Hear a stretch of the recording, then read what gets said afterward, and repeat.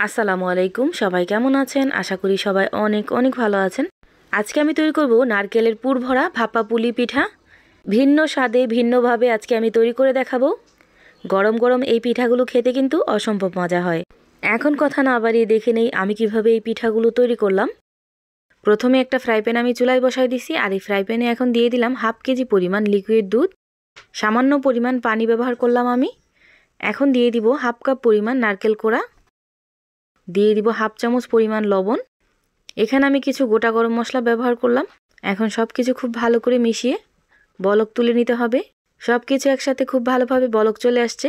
এখন আমি half cup পরিমাণ চিনি এখানে ব্যবহার করলাম। এখন সব কিছু খুব ভালো করে মিশিয়ে চিনিটাকে গলিয়ে নিতে হবে।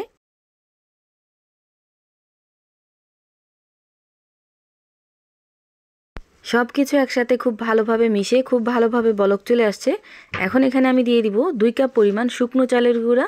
প্রথম অবস্থায় এখানে আমি 1.5 কাপ পরিমাণ শুকনো চালের গুঁড়ি দিছি, পরে আবার আমি হাফ কাপ পরিমাণ শুকনো চালের গুঁড়ি দিয়ে দিলাম। এখন সব কিছু একসাথে খুব ভালো করে মিশিয়ে 10 মিনিট চুলার হিটটা লো হিটে রেখে ঢাকনা লাগিয়ে রেখে দেব। আপনারা চাইলে ভিজা চালের গুঁড়ি দিয়েও করতে পারেন। আবার যদি শুকনো চালের গুঁড়ি ভিজা চালের গুঁড়ি না থাকে, তাহলে আপনারা এখানে সুজি দিয়েও এই ডোটা তৈরি করে নিতে পারবেন। 10 মিনিট হয়ে গেছে। এখন আমি ঢাকনাটা উঠিয়ে খুব ভালোভাবে নেড়েচেড়ে দেব। চালের গুঁড়ার এই ডো তৈরি করার সময় আমি যে গোটা গরম মশলাগুলো ব্যবহার করছি, ওই গোটা গরম মশলাগুলো উঠিয়ে ফালাই দিব। নিচে সামান্য পরিমাণ একটু লেগে গেছে, ওইগুলো আমি হাত দিয়ে উঠিয়ে ফালাই দিব। যেহেতু দুধ দিয়ে কাইটা করা হয়েছে, এই জন্য নিচে একটু লাগছে। এখন এই ডোটাকে আমি একটা বলে ঢেলে নেব, আর হাত দিয়ে খুব ভালো করে মথে নিতে হবে। যেহেতু এখানে নারকেল দেওয়া আছে, এই জন্য খুব ভালোভাবে হাত দিয়ে মথে নিতে হবে।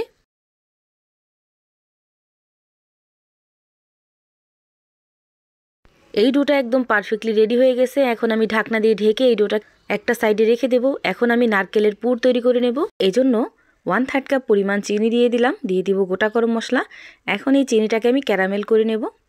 চিনিটা যখন খুব ভালোভাবে ক্যারামেল হয়ে যাবে, ওই পর্যায়ে এখানে দিয়ে দিব আমি হাফ কাপ পরিমাণ খেজুরের গুড়।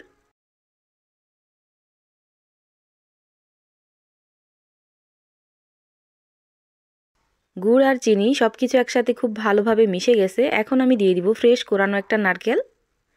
এখন এই নারকেলটাকে খুব ভালোভাবে মিশিয়ে নিতে হবে।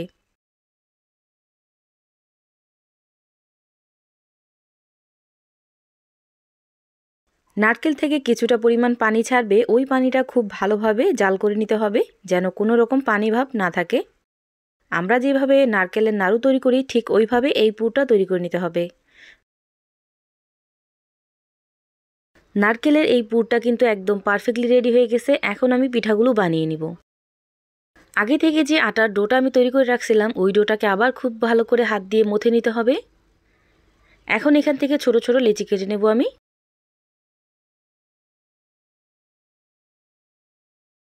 এভাবে আমি লেচিগুলো কেটে নিছি। এখন আমি পিঠাগুলো বানিয়ে নিব।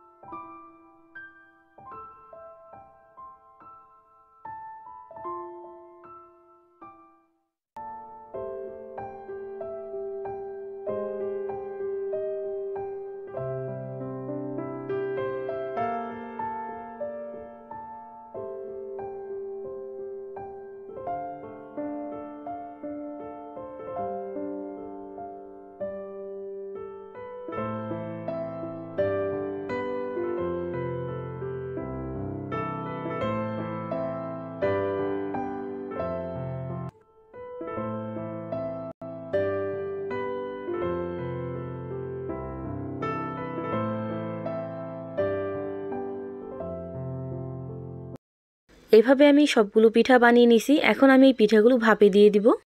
পিঠাগুলো ভাপে দেওয়ার জন্য একটা হাঁড়িতে পর্যাপ্ত পরিমাণ পানি দিয়ে খুব ভালোভাবে বলক তুলে নিছি। আর এইরকম একটা ছাঁকনির সাহায্যে আমি পিঠাগুলো ভাপ দিয়ে দিব। আপনারা চাইলে যে কোনো রাইস কুকারে কাপড় দিয়েও এই পিঠাগুলো ভাপ দিয়ে নিতে পারেন। সবগুলো পিঠা আমি এভাবে দিয়ে দিছি। এখন ঢাকনা লাগিয়ে অপেক্ষা করব 5 মিনিটের জন্য। 5 মিনিট হয়ে গেছে। এখন আমি পিঠাগুলো উঠিয়ে নিব।